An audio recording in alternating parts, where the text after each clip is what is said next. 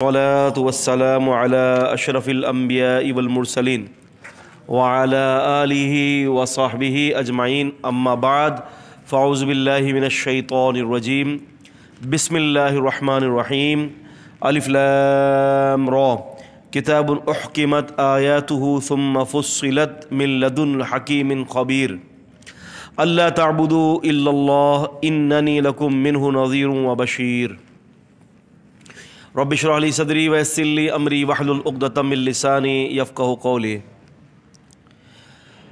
یہ الحمدللہ اللہ تعالیٰ کی توفیق سے سورہ یونس یہ سورہ ہماری مکمل ہوئی ہے، اور اللہ تعالیٰ آپ لوگوں کو عزتوں سے مالا مال کرے، مجھے بھی اور آپ کو بھی، ہم سب کو، کہ الحمدللہ آپ لوگ جو ہے بڑے ہی مستقل مزاجی کے ساتھ جڑے ہوئے ہو۔ دیکھیے جی، علم کی جو قدر ہے نا عزیز طالب علموں، یہ بہت بڑی قدر ہے، اور سلف کے اندر ہمارے علم کی جو ہے وہ حاصل کرنے کے لیے بڑی ہی جہد اور بڑی تکالیف اٹھائی گئی ہیں، بڑی تکالیف۔ ہمارے صوبہ پنجاب کے ایک عالم دین گزرے تھے، شاید آپ نے پتہ نام سنا ہو نہ ہو، عبد المنان وزیر آبادی رحمۃ اللہ علیہ۔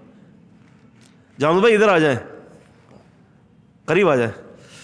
عبد المنان وزیر آبادی رحمۃ اللہ علیہ یہ ایک بہت بڑے جو ہے ہمارے جماعت کے محدث گزرے ہیں، ہندوستان کے تھے، یہ پنجاب کے تھے، وزیر آباد کے۔ تو یہ علم حاصل کرنے کے لیے اپنے زمانے کے اندر، یعنی کوئی اچھے خاصے وقت پہلے کی بات ہے یہ، تو یہ یہاں سے ہندوستان گئے محدث نذیر احمد دہلوی رحمۃ اللہ علیہ کے پاس علم حاصل کرنے کے لیے۔ اچھا، یہ عبد المنان وزیر آبادی رحمۃ اللہ علیہ اتنے جید محدث تھے کہ بعد میں یہ پتہ نہیں، پہلے وہ نابینا ہو گئے تھے، آنکھیں چلی گئی تھی، اس کے باوجود بھی پوری قرآن مجید کے حافظ تھے، پوری بخاری شریف، پوری مسلم شریف، ابو داؤد، ترمذی، ابن ماجہ اور نسائی، یعنی جو ہم سیاہ ستہ جو ہم کہتے ہیں نا، یہ 6 کتابوں کا مجموعہ، تو قرآن مجید کے حفظ کے ساتھ ساتھ 6 کتابوں کا مجموعہ بھی ان کو یاد تھا۔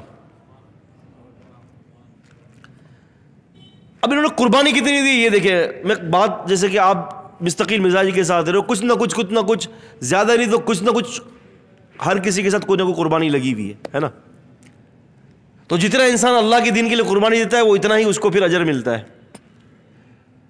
تو عبد المنان وزیر آبادی رحمۃ اللہ علیہ گئے وہاں پر ہندوستان میں نذیر احمد دہلوی رحمۃ اللہ علیہ سے جو ہے وہ دین سیکھنے کے لیے۔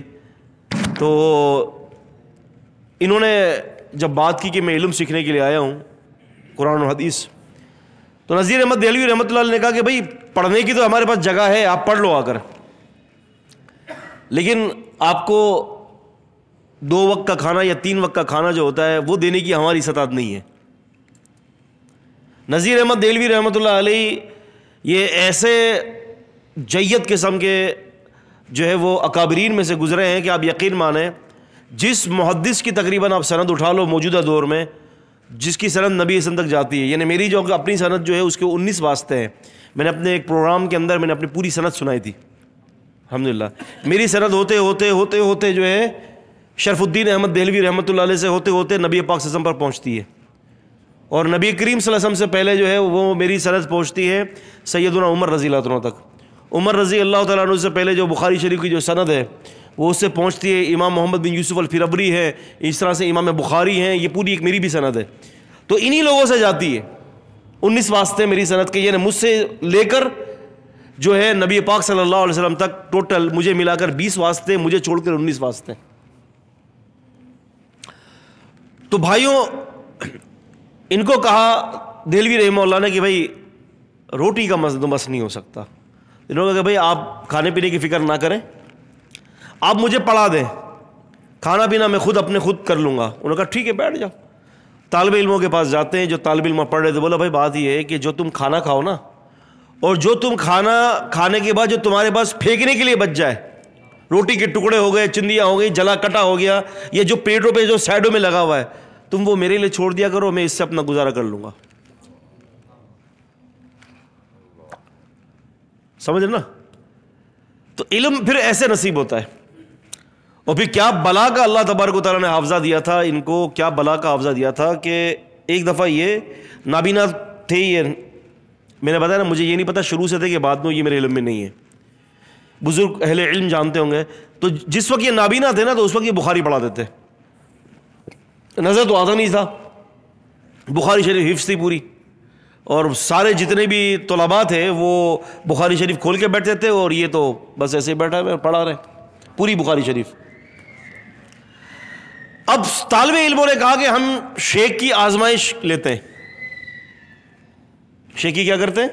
آزمائش لیتے ہیں کہ شیخ کو کتنا مضبوط بخاری شریف یاد ہے. تو ایک حدیث آئی, وہ حدیث تھی سیدنا ابو ہریرہ رضی اللہ عنہ سے.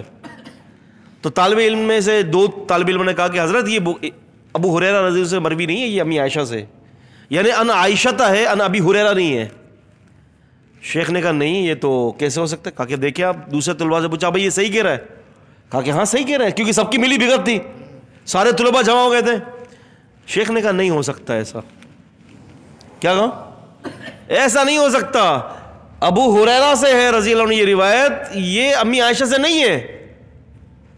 انہوں نے پھر دوسرے ایک شخص کو بلایا, کہا کہ اس حدیث کی سند پڑھو اور بتاؤ کہ کون راوی ہے. تو پڑھتے پڑھتے وہ کہتا ہے کہ ان ابی ہریرہ ان عائشہ نہیں ہے. کہا کہ تم لوگوں نے یہ کیا کیا؟ کہا کہ شیخ آپ کو آزمائش کر رہے تھے جس طرح سے امام بخاری کی آزمائش لی گئی تھی.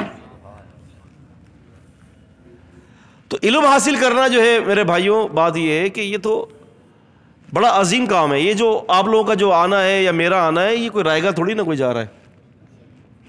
پتہ نہیں اللہ کتنا نواز دے, کتنا نواز دے اللہ پاک. اور پھر جمع ہونے کا مقصد کیا ہے؟ اللہ کے دین کے علم, اس کے دین کا علم کا حصول, اور تو کوئی چیز بھی نہیں ہے. کوئی کہاں سے آ رہا ہے, کوئی کہاں سے آ رہا ہے, کوئی کہاں سے آ رہا ہے, کوئی کہاں سے آ رہا ہے بھائی. کوئی اپنی دکانوں سے آ رہا ہے, کوئی فیکٹری چھوڑ کر آ رہا ہے, کوئی گھر چھوڑ کر آ رہا ہے, کوئی کام چھوڑ کر آ رہا ہے. اللہ پاک ضرور اس کا اجر دے گی. تو بات یہ ہے, علم کے اندر جو راسخ جو ہوتی ہے نا, جو بندہ کے رسوخ پیدا ہو جائے, تو وہ علم کے حوالے سے, قربانیوں کے حوالے سے ہوتا ہے. جو جتنی قربانی دے گا وہ اتنا آگے بڑھے گا. آپ دیکھیں نا, امام شافعی رحمۃ اللہ علیہ جو ہے وہ علم حاصل کرنے کے لیے ایک حدیث کے ایک لفظ کی تصحیح کے لیے, آپ سوچیں ایک حدیث کے ایک لفظ کی تصحیح کے لیے کہ یہ لفظ ایسا ہے کہ ایسا ہے, نبی علیہ السلام نے کیا بیان کیا ہے. کہتے ہیں کہ سمندری سفر کیا, 6 مہینے سفر جانے کا اور 6 مہینے سفر آنے کا. کتنا؟ 6 مہینے جانا اور 6 مہینے آنا. امام شافعی رحمۃ اللہ علیہ فرماتے ہیں کہ 3 مہینے کے بعد زادرہ ختم ہو گئی میری. کتنا چلے گا؟ ایک آدمی لے کے جائے گا, اٹھا کے جائے گا, کتنا چلے گا؟ 3 مہینے کے بعد زادرہ ختم, اور پھر اس کے بعد یہی ٹکڑوں پر لوگوں کے جو ہے وہ روٹی تھوڑی سی لی, گزارا کر لیا جان بچانے کے لیے.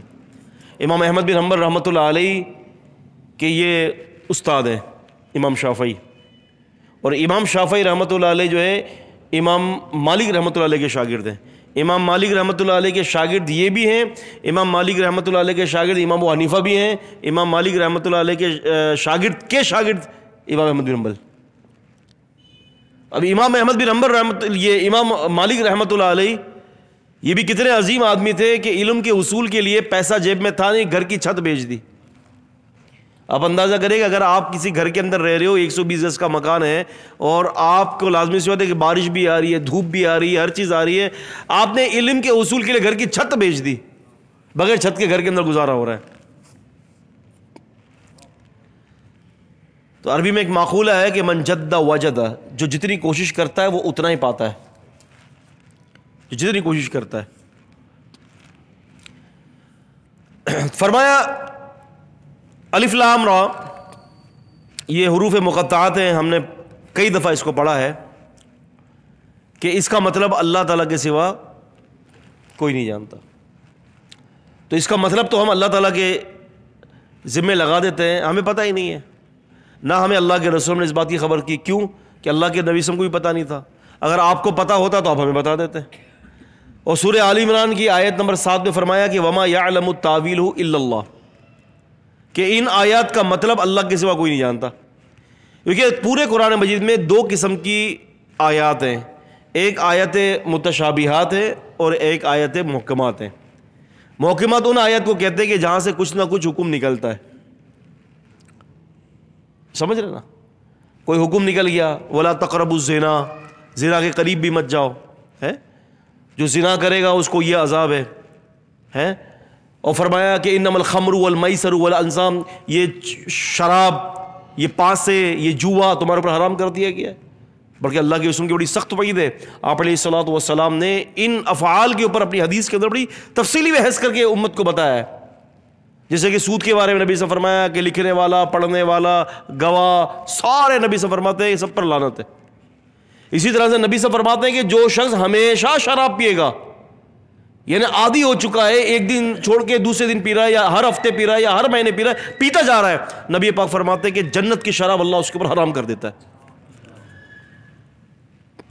حرام ہے، اس کو نصیب نہیں ہوگی جنت کی شراب. اب جنت کی شراب نہیں مل رہی تو اس کا مطلب ہے کہ وہ جنت میں نہیں جائے گا.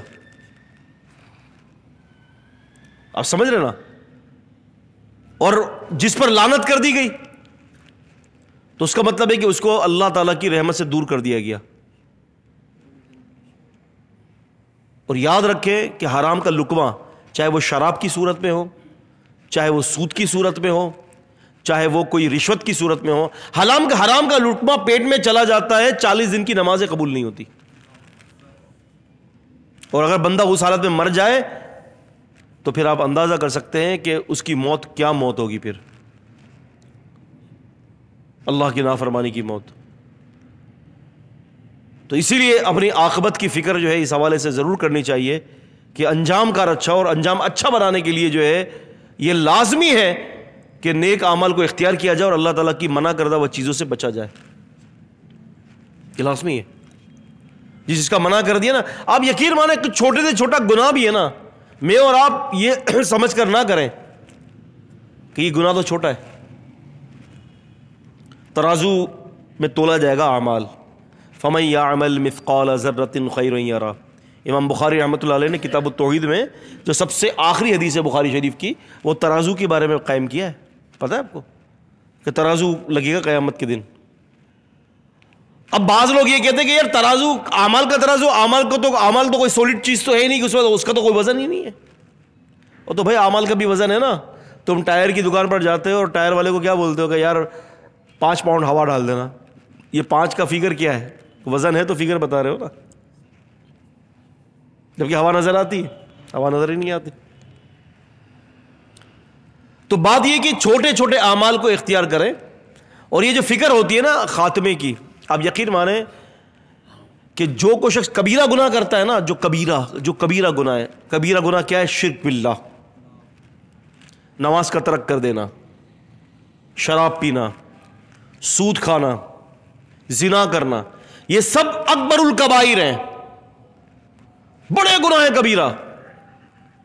پھر ایسا نہ ہو کہ اس کے کرنے والا اپنی خیر منائے کہ توبہ کی توفیق بھی چھن جائے اور توحید کی برکات بھی چھین لے اللہ. یہ ہو سکتا ہے.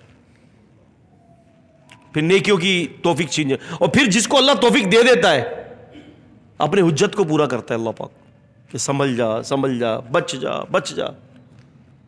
تو دوستو یہ بڑی فکر کی بات ہے. خیر، تو الف لام را یہ متشابہات ہے. باقی جو آیات ہوتی ہیں وہ محکمات ہوتی ہیں. اللہ تعالیٰ نے فرمایا کہ ہن ام الکتاب، وہ کتاب کی اصل ہے، وہ کتاب کی ماں ہے. جو دیگر آیات ہے جس میں احکامات ہیں.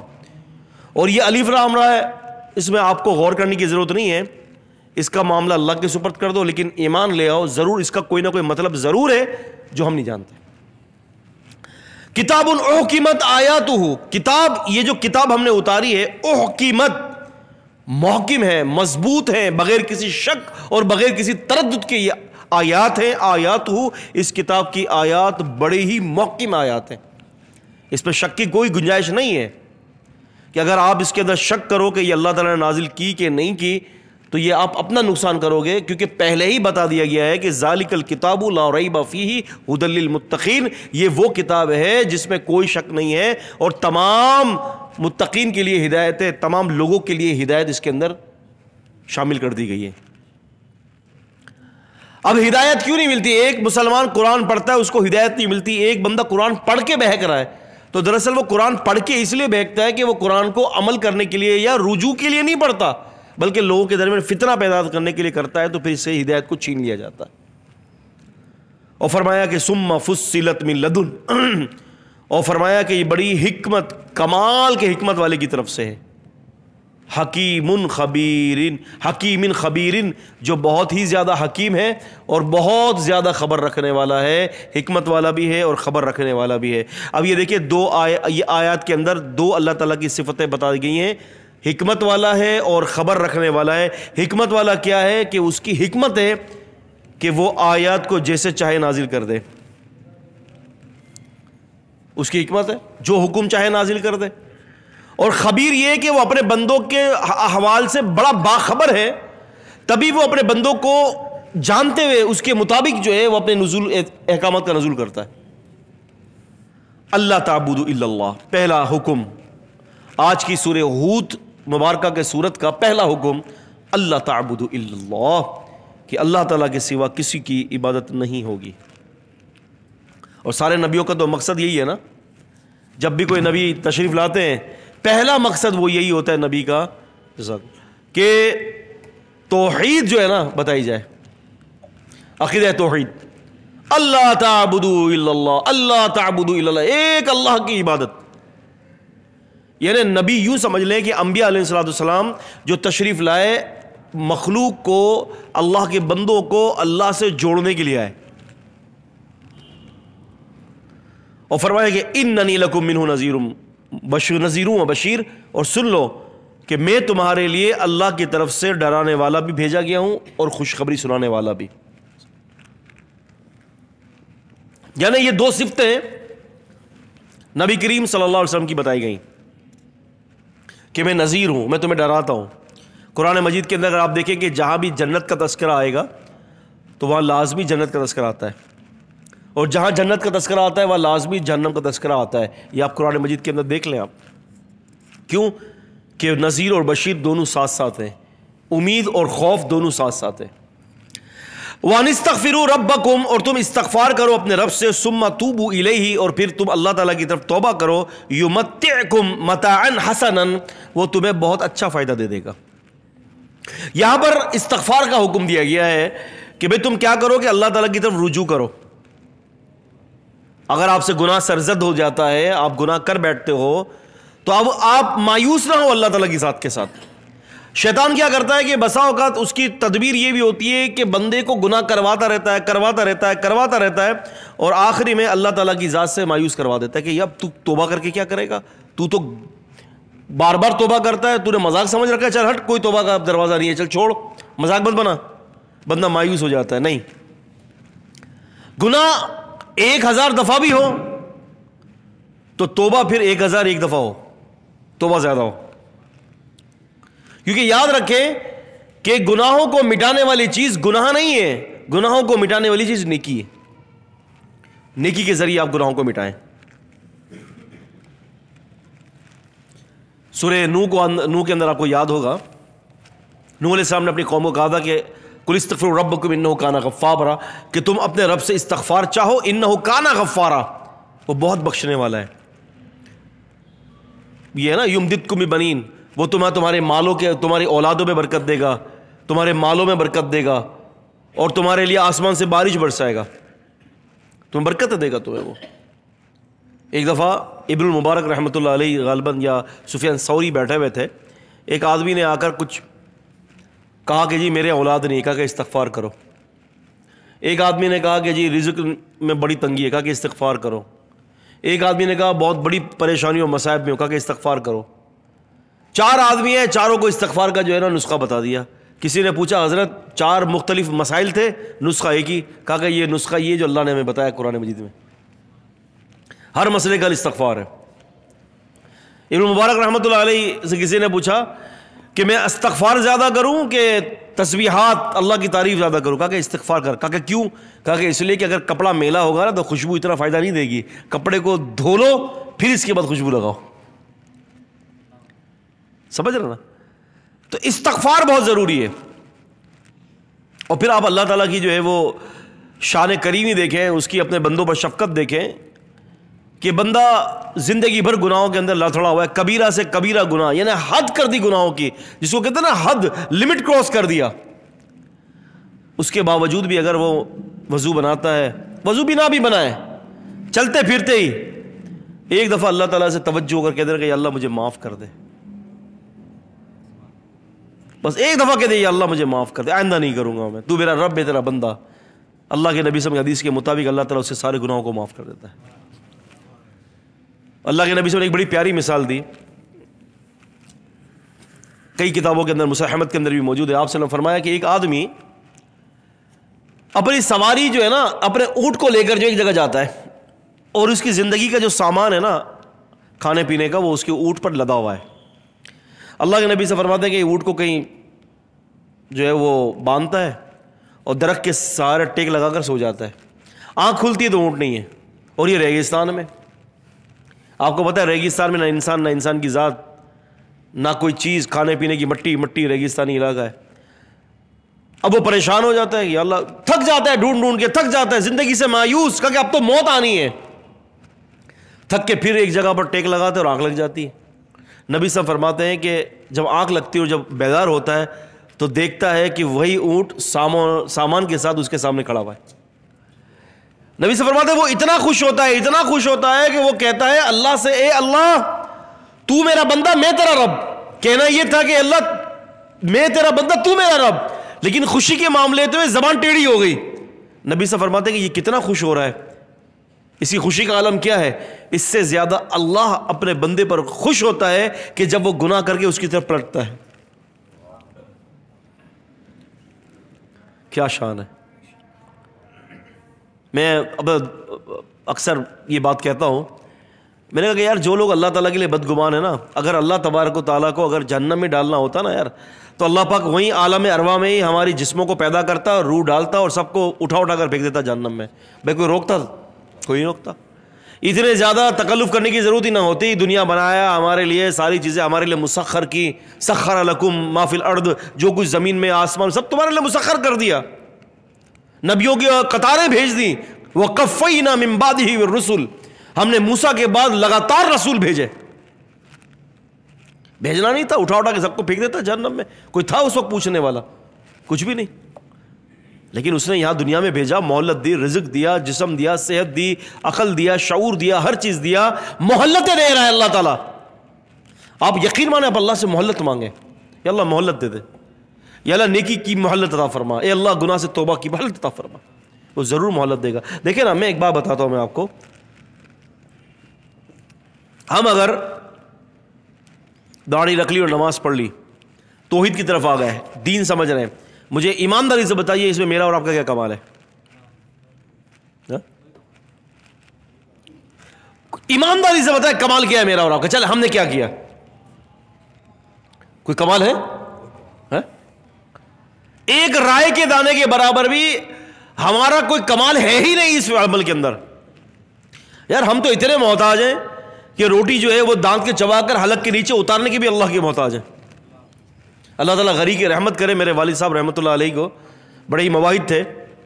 میرے والد صاحب مجھے کہا کرتے تھے، بڑی پیاری بات تھی، ان کا ایک اپنا قول ہے، بڑی اچھی بات تھی، کہتے کہ بیٹے جب گولی بھی کھاتا ہے نا تو وہ پیٹ میں جا کے پہلے اللہ سے پوچھتی ہے اللہ بیماری بنوں شفا بنوں؟ ایسے نہیں ہے، ہر چیز اللہ کی محتاج ہے،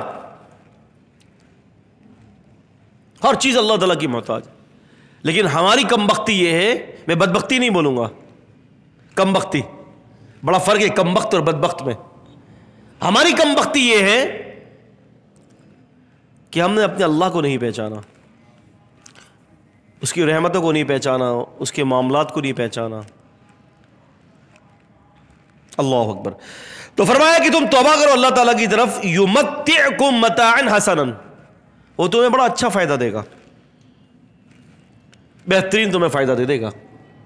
تم کیا مانگتے ہو اللہ سے، سب تمہیں دے دے گا، سب مانگے۔ عبادتوں کے اندر لگ جاؤ، اللہ سے تعلق۔ اس دفعہ کا جمعہ بھی اس پہ تھا، عبادتوں کے اوپر تھا، عبادتوں میں مشقت برداشت کرنا، اور پھر جو کرتا ہے تو پھر اللہ تعالیٰ دیتا بھی۔ میں نے اس دفعہ ایک واقعہ بتایا تھا نا کہ امام عامر رحمۃ اللہ علیہ جو ہے وہ بڑے عبادت میں مشقت کرتے تھے، بیمار ہو گئے، بیمار سخت ترین بیمار ہو گئے، لیکن اس کے باوجود بھی مسجد میں جاتے تھے نماز پڑھنے. ایک محدث تھے، ان کے ساتھ معاملہ یہ ہوا، کہتے ہیں کہ میں عرصے دراز سے میری ایک نماز نہیں چھوٹی جماعت سے، 40 سال سے. کہتے ہیں کہ رات کی نماز کے لیے کھڑے ہوئے، سجدے میں گئے تو اللہ نے روح کو قبض کر لیا. بڑی نیکی ہیں، بڑی معاملات ہیں. اب یہ کیا ہے؟ متاع حسنہ الی اجل مسمى، تمہیں ایک وقت تک بہترین فائدہ پہنچائے گا، اور اللہ تعالیٰ فائدہ دے رہا ہے ہمیں. وَيُؤْتِ كُلَّ ذِي فَضْلٍ فَضْلًا، اور اللہ تبارک و تعالیٰ فرماتے ہیں اور زیادہ عمل کرنے والے کو زیادہ ثواب دے گا. جو جتنا عمل کرے گا اس کو اتنا فضل ملے گا. جو جتنی مشقت کرے گا دین کے حوالے سے اللہ تعالیٰ کے قرب کو اپنانے کے لیے، اتنا ہی اس کو فائدہ ملے گا. مشقت، لفظ مشقت، اپنے آپ کو تھکا دینا عبادت کر کر کے، اتنا تھکا دینا کہ جس کو انتہا نہیں. آج اگر ہمارے دور کے اندر اگر آج میں کسی کی، آپ یقین مانے اگر کسی کی وفات ہوتی ہے تو وہ کس بات پر روتا ہے؟ یا اللہ دنیا چھوٹ گئی، یا اللہ مال بتا کیا ہوگا، ہے ضرور ایسا ہی ہے. صحابہ اکرام کی وفات ہوئی، غالباً معاذ بن جبل ہے، وفات ہو رہی، رو رہے ہیں. ابو ہریرہ رضی اللہ عنہ رو رہے ہیں.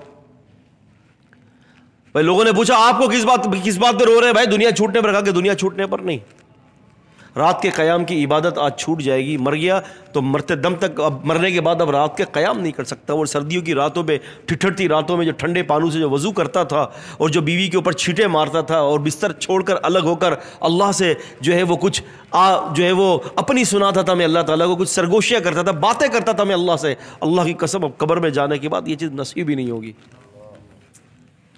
کہتے ہیں کہ وہ مٹھاس جو ہے نا، وہ مٹھاس نہیں، وہ مٹھاس اب نہیں ملنے گی. کہتے کہ وہ روزہ یاد آئے گا جو تپتی مشقت والی دھوپ کے اندر، سڑتی دھوپ کے اندر میں روزہ رکھتا ہوں اور حلق چپکتا ہے میرا، اور میرا کلیجہ پانی مانگتا ہے، اور میں انتظار کرتا ہوں کہ سورج غروب ہو اور پھر میں اس کے بعد پانی پیوں. یہ لذت جو تھی نا، اب مرنے کے بعد نصیب نہیں ہے. دیکھیں کیسے لوگ تھے، کس پر آنسو بہا رہے ہیں. آنسو بہا رہے کس؟ آج ہم آنسو بہاتے ہیں مال پر.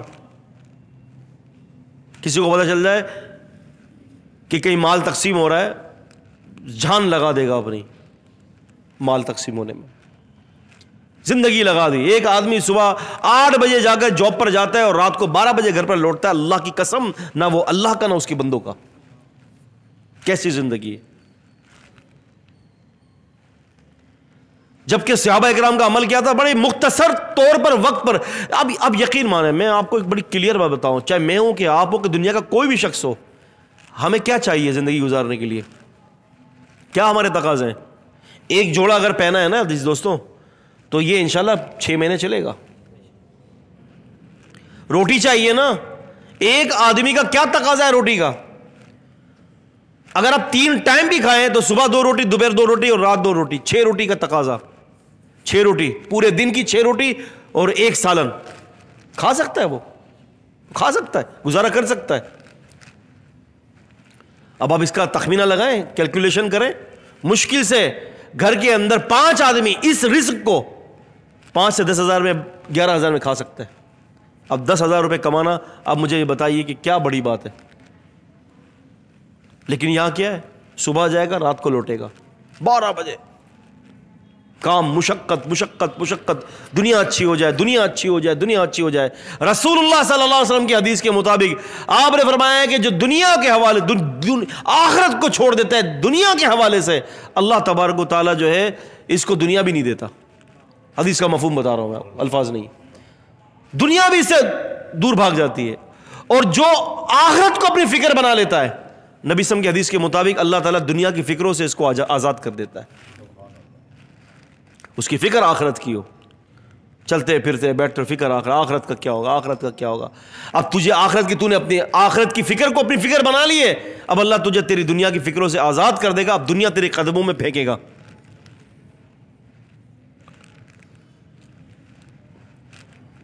آج ہمارا حال دیکھیں، دنیا دنیا دنیا دنیا دنیا. کسی نے کہا تھا نا، پورا دن کھانا، رات بھر سونا، صبح صبح پکانا. یہ بات اور ہے کیا زندگی میں؟ تو فرمایا کہ کلو ذی فضل فضلا، جو جتنا زیادہ محنت کرے گا، عمل کرے گا، اس کو اتنا ثواب ملے گا. اور فرمایا کہ ہاں وَإِن تَوَلَّوْا، اور اگر تم پھر جاؤ، تَوَلَّوْا تولا یا ولا، اگر تم پھر جاؤ، فَإِنِّي أَخَافُ عَلَيْكُمْ عَذَابَ يَوْمٍ كَبِيرٍ، تو میں تمہارے اوپر بہت بڑے دن کے عذاب سے ڈرتا ہوں. اب آپ کیا سمجھتے ہیں کہ بہت بڑے دن کا عذاب کیا ہے؟ قیامت کا دن ہی ہے؟ نہیں، حدیثوں سے پتہ چلتا ہے کہ بندے کی آنکھ بند ہوئی، اس پر اس کی قیامت شروع ہو گئی. آنکھ بند ہو جائے بس، جہاں آنکھ بند ہوئی وہاں عذاب شروع. فَكَيْفَ إِذَا بَلَغَتِ الْحُلْقُومَ وَأَنْتُمْ حِينَئِذٍ تَنْظُرُونَ وَنَحْنُ أَقْرَبُ إِلَيْهِ مِنْكُمْ وَلَكِنْ لَا تُبْصِرُونَ. سورہ واقعہ. فرمایا کہ وہ وقت یاد کرو کہ جب جان حلق کو پھنستی ہے، جان نکلتی ہے نا، 360 جوڑوں پر 360 ضربیں ماری جائیں گی، اور ایک ایک جھوڑ پر ایک ایک ضرب ماری جائے گی، اور اگر وہ ضرب پہاڑ پر مار دی جائے تو پہاڑ ریزہ ریزہ ہو جائے.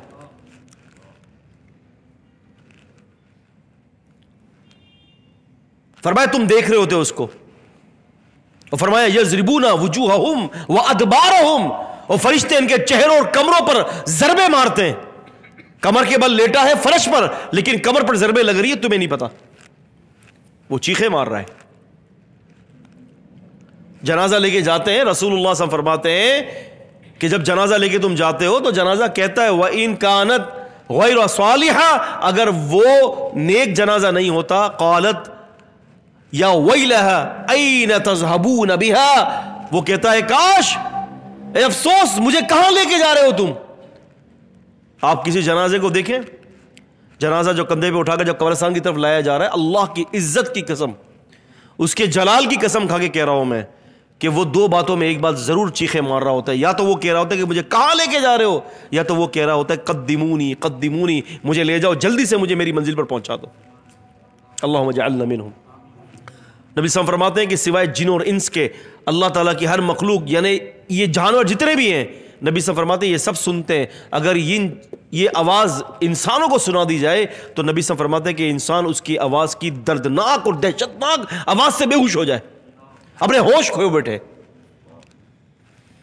اور یہ حقیقت ہے،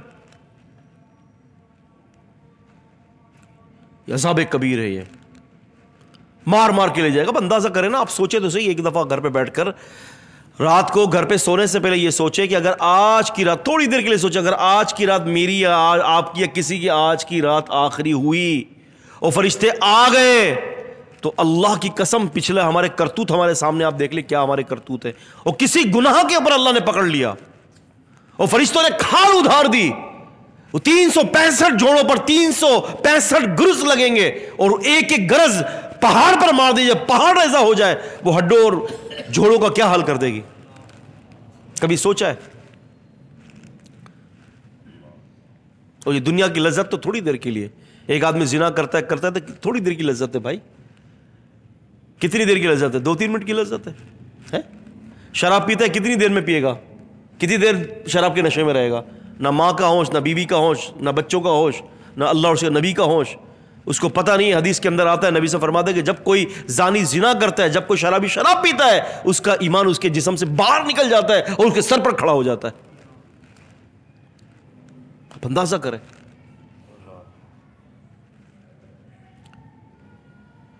کہاں کھڑے ہیں ہم؟ ایک دفعہ ایک مجلس میں ایک صاحب نے سوال کیا، کہتا ہے کہ حضرت ہم درس سنتے ہیں، ہمیں نیند آنا شروع ہو جاتی ہے. آپ دیکھیں پنجاب میں بڑے بڑے جلسے ہوتے ہیں نا، رات کو 3-3 بجے چلتے ہیں. یہاں کتنے بجے تک چلا تھا؟ 12 بجے تک چلا تھا. پنجاب میں 3-3 بجے تک چلتے ہیں جلسے. وہ آپ دیکھیں وہ یہ لوگ بیٹھے ہوئے سو رہے ہوتے ہیں. اچھا، اور یہی لوگوں کو اگر اٹھا کر اگر جو ہے وہ ناچ گانے پہ لگا دیا جائے، فلم چلا دی جائے، سارے جاگ رہے ہوں یوں کر کے، ساری رات جائیں گے، نیند کا نام ہی نہیں. مجھ سے پوچھا کسی نے کہ شیخ یہ کیا مسئلہ ہے، یہ سمجھ میں نہیں آتا. میں نے کہا اس کی بہت بڑی وجہ ہے. اس کی بہت بڑی وجہ ہے. کہنے کا کون سی وجہ ہے ایسی؟ میں نے کہا اس کی وجہ یہ ہے کہ جب ذکر اذکار ہوتے نا تو تمہارے نیچے جو ہے نا پھول پتیاں بچھا دی جاتی ہیں، تمہیں نیند آ جاتی ہے. اور جب اللہ کی نافرمانی ہوتی ہے تمہارے چوتڑوں کے نیچے کانٹے بچھا دیے جاتے, تمہیں نیند نہیں آتی. خیر یہ تو ایک لطیفہ تھا. فرمایا الی اللہ مرجعکم, تو تم اللہ کی طرف ہی تمہارا لوٹنا ہے. وَهُوَ عَلَى كُلِّ شَيْءٍ قدیر, اور اللہ تعالیٰ ہر چیز پر قادر ہے. الا انہم یسنون صدورہم لیستخفوا منہ الا حین یستغشون ثیابہم یعلم ما یسرون وما یعلنون انہ علیم بذات الصدور. ایک دفعہ ایسا ہوا کہ رسول اللہ صلی اللہ علیہ وسلم کے دور میں دو آدمی ثقفی تھے, ایک قریشی تھا, یا دو قریشی ایک ثقفی تھا, وہ جمع ہو گئے. کہا کہ یہ کچھ کم عقل لوگ تھے, اس میں سے کچھ دو کم عقل تھے. بات یہ ہوئی کہ اللہ تعالیٰ کب کیسے جو ہے وہ حالات کو جانتا ہے. تو ایک نے کہا کہ جی اگر ہم چپکے چپکے عمل کر لیں گے نا, چپکے چپکے کونے کھدوڑے میں جا کر, اللہ تعالیٰ کو پتہ نہیں چلے گا.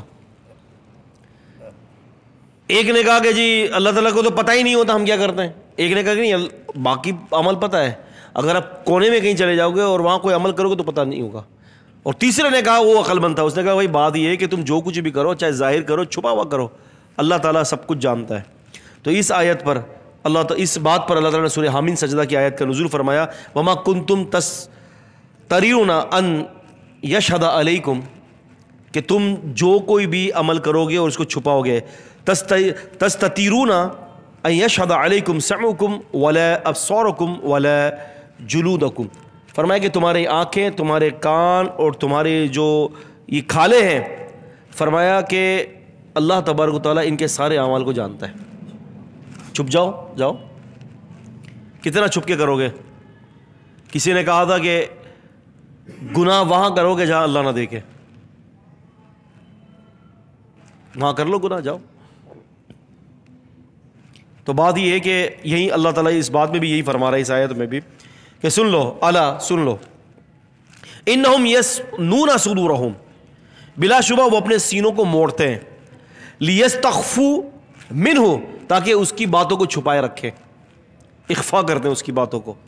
الا حین یستغشون ثیابہم, فرمایا کہ سن لو اگر وہ اپنے کپڑوں کے اندر لپٹ جائیں, چادروں پہ لپٹ جائیں, یعلم ما یسرون وما یعلنون, تب بھی اللہ جانتا ہے جو وہ چھپاتے ہیں اور ظاہر کرتے ہیں. آپ مثال کے طور پر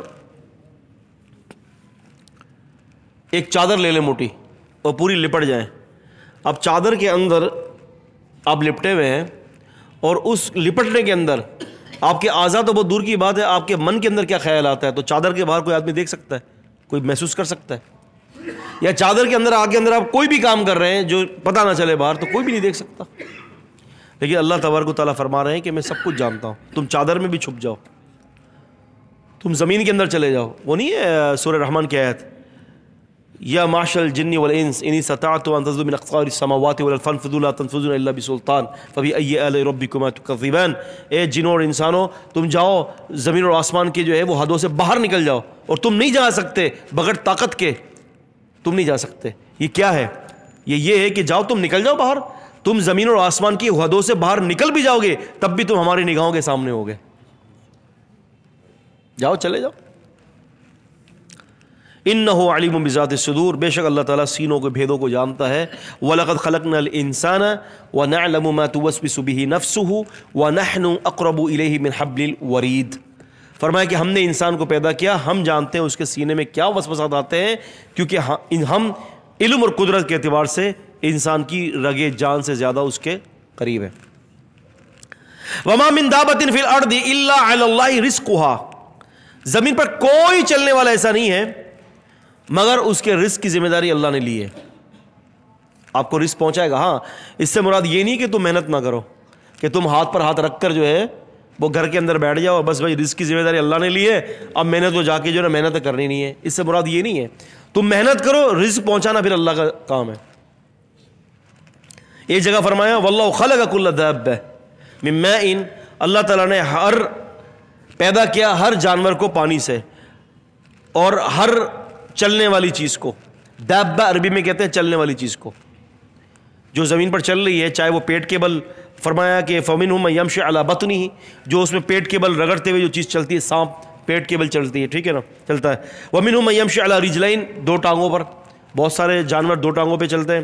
وَمِنْهُم مَن يَمْشِي عَلَى 4 اور بہت سارے جانور ایسے جو 4 ٹانگوں پر چلتے ہیں. فرمایا جو بھی ہیں ہم نے پیدا کیا اور ہم نے ان کو پانی سے پیدا کیا ہے. اس سے پتہ چلتا ہے کہ انسانوں اور جانوروں کی یا جو بھی چیز ہے مخلوق، ان کی ابتدائی پیدائشی جو مرحلہ ہے وہ پانی سے. اور اسی لیے انسان کے جسم کے اندر نمکیات جو ہے وہ نمکیات سیم وہی نمکیات کا تناسب ہے جو سمندر کی نمکیات کا تناسب ہے. تو فرمایا کہ ہمارے ذمے ہے اس کا رزق. رزق کے ذمے سے مراد یہ کہ ہم اس کو رزق پہنچائیں گے اور وہ رزق تلاش کرے. اس سے مراد یہ نہیں ہے کہ وہ گھر بیٹھ جائے رزق تلاش کرے، لیکن رزق تلاش کرنے پر یقین نہ ہو. یقین اس بات پر ہو کہ مجھے رزق اللہ دے گا، مجھے یقین اس بات پر ہو. ہمارے یہاں کیا ہوتا ہے کہ آپ یہ دیکھتے نا کہ بہت سارے حضرات کو جب اللہ نواز دیتے تھے تو وہ کیا کہتے کہ جی یہ میرا کام ہے، یہ میں نے کیا ہے، اتنی محنت میں نے کی ہے، اتنی بڑی فیکٹری کھڑی کی میں نے محنت کی ہے بھائی ہے. جبکہ تجھ سے قابل لوگ اس سرزمین پر پڑے ہوئے ہیں، ان کے پاس کچھ بھی نہیں ہے. آپ دیکھیں سی اے کرنے والے لوگ، چارٹر اکاؤنٹنٹ لوگ فارغ بیٹھے ہوئے ہیں، اور ایک انگوٹھا چھاپ جس کو سائن کرنے نہیں آتا وہ کروڑوں کا مالک ہے. تو بات یہ تقسیم جو ہے نا یہ اللہ کی طرف سے، ھذا من فضل ربی، رب کا فضل ہے. کوئی اگر یہ بے وقوفانہ والا بات کرے میں نے کر دیا تو یہ غلط ہے. تو نے کچھ بھی نہیں کیا، تو کچھ کر بھی نہیں سکتا. انسان اگر اپنی حیثیت کو سمجھ لے نا تو مایوس ہو جائے گا اپنی ذات سے.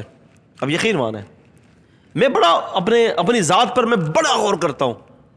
میں کہا یار کبھی کمر میں درد، ایک مثال ہے، کبھی بازو میں درد، یا اللہ ایک بٹن نہیں دبا سک رہا ہے، کیا ہے؟ کچھ بھی تو نہیں ہے. ذرا سی زبان پہ لکنت آ جائے، یہ جو بول رہے ہیں یہ بھی بند ہو جائے. فالج کا اٹیک ہو گیا، زبان پہ لکنت آ گئی، ختم، سارا چھن گیا. کر لو، تمہارے اندر طاقت ہے تو کر لو. ہے بیمار بسترے میں ڈال دیا اللہ نے، جاؤ کرو، لکھو. ایک آدمی لکھتا ہے، اللہ تبارک و تعالیٰ نے جو ہے وہ لکھنے کی توفیق ہی چھین لی، اب کہاں سے لکھے گا؟ متقدمین میں ایک آدمی تھا وہ قرآن بڑے اپنے ہاتھوں سے لکھتا تھا، فٹ فٹ فٹ فٹ قرآن لکھ لیتا تھا. کسی نے کہا کہ کیسے لکھ لیتے ہو؟ کہا کہ یہ اس کا کمال ہے، اللہ تعالیٰ نے وہ خوبی چھین لی. اس کے بعد ایک قرآن نہیں لکھ سکا حتیٰ کہ مر گیا. انسان کیا ہے؟ یا ایھا الانسان ما غرک بربک الکریم، اے انسان تجھے اللہ تعالیٰ کی ذات سے کس سے دھوکے میں ڈال رکھا ہے؟ تو کیا سمجھتا ہے میں ہوں؟ میں تو کچھ بھی نہیں ہوں. میں تو بکری کرتی ہے، انسان تو نہیں کرتا. تو انسان اپنے آپ کو پہچانے. تو فرمایا کہ زمین پر چلنے والا کوئی ایسا نہیں مگر رزق پر ذمہ داری اللہ تعالیٰ کی. وَيَعْلَمُ مُسْتَقَرَّهَا وَمَسْتَوْدَعَهَا، اور فرمایا کہ اس کا چلنا، اس کا ٹھہرنا، یعنی دنیا میں ٹھہرنا اور اس کا دنیا سے جانا، فرمایا کہ یہ ساری چیزیں کو اللہ تعالیٰ جانتا ہے. کُلٌّ فی کتاب مبین، سارے کے ساری چیزیں جو ہے اس کی تقدیر میں اور لوح محفوظ میں لکھ دیا گیا ہے. آج کی آخری آیت، تھوڑا سا ساتھیوں کو بھی کچھ جلدی ہے، کچھ دعوت بھی ہے. وَهُوَ الَّذِي خَلَقَ السَّمَاوَاتِ وَالْأَرْضَ، اسی ذات نے پیدا کیا آسمانوں کو اور زمین کو. فِي سِتَّةِ أَيَّامٍ، 6 دنوں میں. اب 6 دن میں کیوں اللہ تعالیٰ نے پیدا کیا یہ تو حکمت اللہ تعالیٰ ہی جانے. لیکن بظاہر یہ بات سمجھ میں جو آتی ہے، جو مجھ حقیر بندے کو جو ہے، مجھ ناچیز کو جو سمجھ میں آیا اللہ تعالیٰ نے ڈالا، وہ یہ ہے اللہ تعالیٰ اپنے بندوں کو پیغام دینا چاہتا ہے کہ جو بڑے بڑے پروجیکٹ ہیں نا، تسلی سے کیا کرو، تسلی رکھا کرو. اللہ تعالیٰ چاہتا کن سے پیدا کر دیتا. اور دوسرا ذہن میں یہ خیال آتا ہے کہ دراصل زمین اور آسمان کی جو ہے نا قدر اللہ تعالیٰ بندوں کو دکھا رہا ہے کہ دیکھو میں نے اپنے ہاتھوں سے 6 دن میں بنایا تو اس کا کتنی قدر ہے. اور آپ کمال کا اندازہ کر لیں اس بات کے اوپر کہ اتنی قدر والی چیز کو اللہ تعالیٰ صرف ایک مومن بندے کے لیے جاری رکھے گا. جیسے ہی مومن بندہ مرے گا اللہ تعالیٰ ان تمام چیزوں کو نست و نابود کر دے گا. رسول اللہ صلی اللہ علیہ وسلم فرماتے ہیں لا تقوم الساعة حتى يقال في الارض اللہ اللہ، قیامت قائم نہ ہوگی زمین پر اگر ایک شخص بھی اللہ اللہ کہنے والا ہوگا، قیامت قائم نہیں ہوگی. اب آپ اندازہ کر لیں عزیز طالب علموں کہ زمین اور آسمان کے 14 طبق جو ہے ایک مواحد بندے کے لیے اللہ تعالیٰ چلا رہا ہے، ایک مواحد بندہ، وہ مرے گا قیامت آ جائے گی. تو کیسے میرے اللہ تعالیٰ کا نظام ہے. اسی لیے اللہ تبارک و تعالیٰ کے نزدیک جو ہے بیت اللہ خانہ کعبہ کی حرمت سے زیادہ اللہ کے نزدیک مومن بندے کی حرمت ہے. اتنی اس کی محبت ہے اپنے بندوں سے. تو فرمایا کہ ہم نے زمین، اللہ تعالیٰ ہی ہے جس نے زمین اور آسمان کو پیدا کیا 6 دنوں میں. وَكَانَ عَرْشُ عَلَى الْمَاءِ، اور اللہ تبارک و تعالیٰ کا جو عرش تھا وہ پانی پر تھا. رسول اللہ صلی اللہ علیہ وسلم کی حدیث ہے، آپ نے فرمایا کان اللہ ولم یکن شیء قبلہ، اللہ تعالیٰ سے پہلے کچھ بھی نہیں تھا. اور وکان عرش علی الماء، اور اللہ تعالیٰ کا عرش جو ہے وہ پانی پر تھا. اور فرمایا کہ ثم خلق السماوات والارض، پھر اللہ تعالیٰ نے زمین اور آسمان کو پیدا کیا. زمین اور آسمان کی پیدائش بعد میں. اب یہاں سے یہ پتہ چل رہا ہے کہ اللہ پاک نے پہلے زمین و آسمان کو پیدا کیا. لیکن ایک حدیث میں آتا ہے رسول اللہ صلی اللہ علیہ وسلم فرماتے ہیں اللہ تعالیٰ نے سب سے پہلے قلم کو پیدا کیا، قلم کو.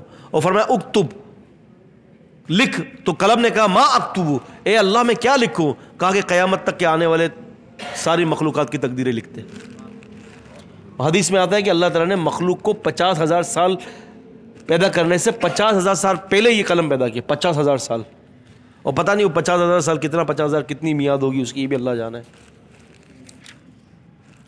تو فرمایا رب العزت والجلال نے کہ اللہ تعالیٰ کا عرش جو ہے وہ پانی پر تھا. لیبلوکم ایکم احسن عملا، تاکہ وہ تمہیں آزمائے کہ تم میں سے کون اچھے عمل کرتا ہے. وَلَئِن قُلْتَ، اور اگر تو کہے انکم مبعوثون من بعد الموت، کہ تم موت کے بعد اٹھائے جاؤ گے، لَيَقُولَنَّ الَّذِينَ كَفَرُوا، تو ضرور کافر لوگ یہ بات کہیں گے ان ھذا الا سحر مبین، یہ تو کھلا جادو ہے، یہ کھلے جادو کے سوا کچھ بھی نہیں ہے. اگر آپ ان کو کہیں گے کہ تمہیں مرنے کے بعد زندہ ہونا ہے، تمہیں اللہ تبارک و تعالیٰ کے سامنے جو ہے وہ زندہ ہو کے پیش ہونا ہے، تو یہ مانیں گے نہیں کہ مرنے کے بعد کیسے زندگی ہوگی. کفار قریش اور کفار مکہ مرنے کے بعد زندگی کو مانتے نہیں تھے. یہود اور نصارہ مانتے تھے چونکہ وہ اہل کتاب تھے. لیکن کفار قریش اور کفار مکہ یہ کہتے تھے اذا متنا وکنا ترابا ذلک رجع بعید، جب ہم مر جائیں گے اور مٹی مٹی ہو جائیں گے تو کیا دوبارہ کھڑے کیے جائیں گے؟ فرمایا کل، اے نبی صلی اللہ علیہ وسلم کہہ دے نعم، ہاں تمہیں ضرور کھڑا کیا جائے گا. وانتم داخرون، اور تمہیں ذلیل بھی کیا جائے گا، تمہیں ضرور کھڑا کیا جائے گا. تو یہاں پر اللہ تبارک و تعالیٰ یہ فرما رہے ہیں کہ بات یہ ہے کہ اگر آپ ان سے نبی صلی اللہ علیہ وسلم کہیں کہ تمہیں مرنے کے بعد کھڑا ہونا ہے، تو یہ کہیں گے یہ جادوگر ہے، یہ جادو کی باتیں کر رہا ہے. اب ان کو نبی علیہ السلام کی باتیں جادو لگتی تھی، کیونکہ ذہن خراب تھا نا، جیسا روح ایسے فرشتے. ذہن خراب تھا تو نبی پاک کی بات کو بھی ان کو بڑی عجیب بات لگتی تھی. تو فرمایا کہ نہیں، یہ جادو نہیں ہے، یہ تو سب حقیقت ہے. انشاءاللہ آگے جو ہے ہم اگلی آیت جو ہے ہم انشاءاللہ تعالیٰ جو ہے وہ اگلی کلاس میں پڑھیں گے. آج تھوڑی سی مختصر کی ہے، انشاءاللہ اگلی دفعہ مختصر سے نہیں ہوگی. انشاءاللہ یہ ہماری اگلی کلاس 1.25 گھنٹے کی ہوگی. ہفتے میں ایک دن موقع ملتا ہے، اللہ تعالیٰ قبول اور منظور فرمائے. بھائی جان آپ نے اب اکیلے نہیں آنا، بلکہ اپنے ساتھ ہیں، اپنے ساتھ ایک کو لانا ہے. آج کی مجلس میں حسن طارق صاحب غائب ہیں اور سلمان صاحب غائب ہیں پرانے ساتھیوں میں، اور ہمارے جو ہے وہ ذیشان بھائی غائب ہیں، نوید بھائی غائب ہیں، اور اللہ آپ کا بھلا کرے سلیم بھائی غائب ہیں. تو پانچوں سے 2 لوگوں سے تو میں رابطہ کر لوں گا، نوید بھائی سے اور ذیشان بھائی سے، باقی سلمان سے اور سلیم بھائی سے اور آپ کا حسن طارق صاحب سے. یہ آپ لوگوں کو رابطہ کرنا ہے، یاد دلانا ہے. اللہ تعالیٰ آنا قبول فرمائے. اللہ تعالیٰ جو ہم نے سمجھا اپنی بارگاہ میں قبول فرما لے. سبحانک اللہم و بحمدک، اشہد ان لا الہ الا انت، استغفرک و اتوب الیک.